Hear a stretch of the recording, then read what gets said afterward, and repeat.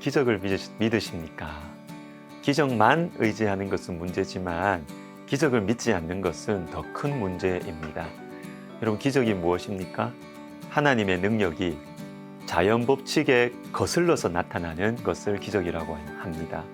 하나님께서 지금도 살아계시고 역사하신다는 것을 보여주시는 것이 기적입니다.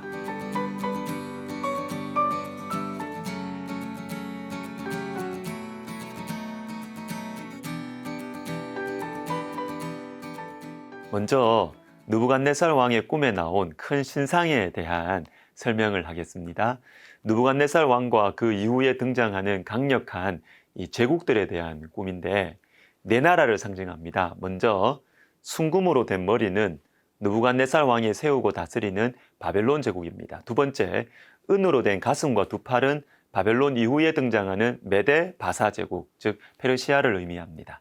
세 번째, 노스로 된 배와 넓적다리는 알렉산더 대왕으로 그 유명한 헬라 제국입니다. 마지막 네 번째, 새와 같이 강한 나라는 로마 제국이죠. 세계의 역사는 하나님의 말씀대로 그대로 이루어졌습니다. 여러분, 성경이 권위가 있다, 성경이 하나님의 말씀이다 라고 하는 것은 그냥 하는 말이 아니고 사실성, 역사성이 있기 때문입니다. 여러분, 성경은 사실이에요.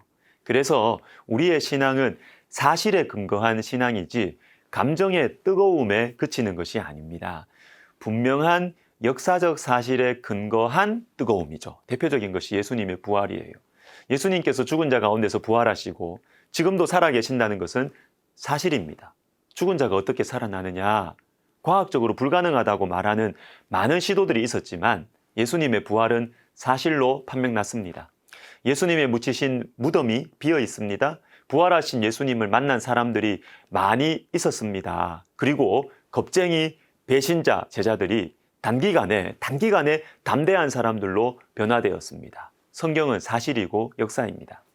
이어서 생각해 볼 것은 오늘 본문 34절과 45절에 나오는 손대지 아니한 돌입니다.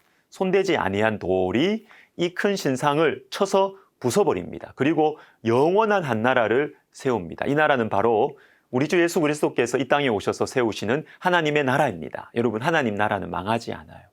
하나님의 복음은 지금도 우리가 염려하고 두려워하는 오늘날에도 복음은 전파되고 있고 주님의 나라를 확장하고 있습니다. 그런데 여러분, 한 가지 깊이 묵상하고 싶은 것이 있어요. 바로 이 돌이 손대지 아니했다는 것입니다. 여기에 손은 사람의 손이죠. 사람의 손, 사람의 능력과 영향력을 받지 않았다. 하늘에 속한 것이다. 하나님의 능력이다 라는 것입니다. 교회 역사 가운데 특별히 18세기부터 지금에 이르기까지 성경에서 말씀하시는 하나님의 능력을 믿지 않고 제한하는 경향들이 계속 있어 왔어요. 안타깝게도 지금 저와 여러분도 그것들의 영향력을 어느 정도는 받고 있습니다. 과학을 하나님보다 더 높게 두는 것입니다. 인간의 이성을 하나님의 말씀과 능력보다 더 강조하는 것이죠. 여러분, 과학, 이성 중요해요. 우리 신앙은 과학과 이성과 상식을 멸시하지 않습니다. 그러나 여러분, 하나님의 말씀이 최고의 기준입니다. 과학과 이성과 상식도 하나님의 말씀보다 위에 있으면 안 됩니다. 창세기 18장에서 사라가 아들을 낳을 것이다 라는 이 말씀을 듣고 사라가 웃습니다. 이때 하나님께서 이렇게 말씀하시죠. 여호와께 능하지 못한 일이 있겠느냐? 하나님의 능력에 대하여 믿으라는 것입니다. 사라는 상식적으로 자연 법칙에 의하면 아들을 낳을 수 없습니다. 그러나 여호와께 능하지 못한 일이 있겠느냐? 상식적으로 자연 법칙으로 불가능해도 하나님께서는 하실 수 있다라는 것입니다. 하나님께서는 바닷물을 멈추시고 바다에 길을 내셨습니다. 홍해를 가르시고 요단강을 멈추셨습니다. 견고한 여리고성 앞에서 하나님께 순종하여 소리를 지를 때 성이 무너졌습니다. 아얄론 골짜기에서 여호수아의 기도 소리를 들으시고 태양을 멈추셨습니다.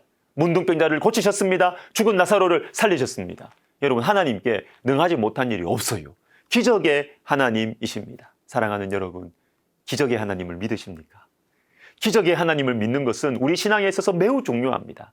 하나님은 살아계시고 역사하신다는 사실을 믿기 때문입니다. 여러분, 하나님은 죽어있는 신이 아닙니다. 살아계시고 뿐만 아니라 실제로 역사하십니다. 동상으로 있는 신이 아니에요. 오늘 본문에 나오는 것처럼 크고 화려한 신상을 무너뜨리시는 분이십니다. 그리고 또 하나, 기적을 믿는 신앙에서 중요한 요소가 있는데요. 하나님은 우리가 살아가는 이 세계보다 크시다 하는 사실입니다. 우리의 경험, 우리가 만들고 정리해 놓은 법칙을 넘어서는 하나님이시고 그것을 얼마든지 흔드실 수 있는 하나님이십니다. 손대지 아니한 돌인 것이죠.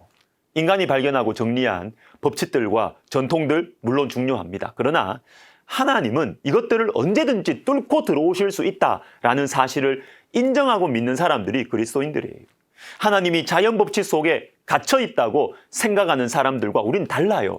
이것을 보고 좀 어려운 말로 열린 세계관이다 이렇게 말합니다. 여러분, 우리는 열린 마음을 많이 말해요.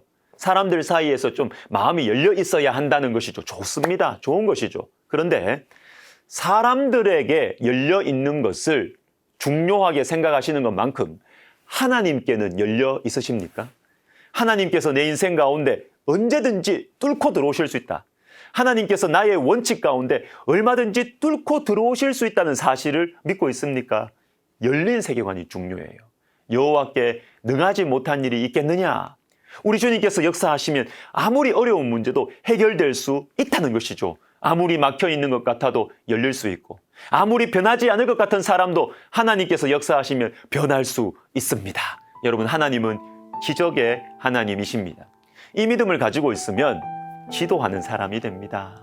내 힘으로 안 되는 문제, 내 능력으로 감당할 수 없는 미래, 답이 나오지 않고 다급한 형편, 여러분, 하나님께는 답이 있습니다.